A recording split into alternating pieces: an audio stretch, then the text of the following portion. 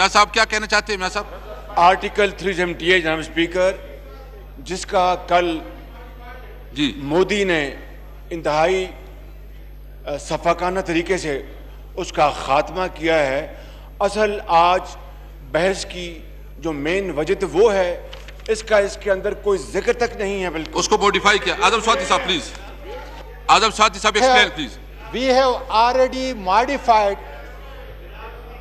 जी जी, We have already modified. We have already modified and changed. आप फिर read out please. This is what we have done it. हम शामिल करते हैं, हम शामिल करते हैं, हम शामिल कर रहे हैं। यही चीज हमने वहां पे लिखी थी, लेकिन उन्होंने मना कर दिया। इसको आप स्वाति साहब आप इसको अमेंड करें, आप इसको अमेंड करें। स्वाति साहब आप प्लीज अपनी सीटों पे तशरीफ रखें, बता दीजिए, तशरीफ रखें प्लीज।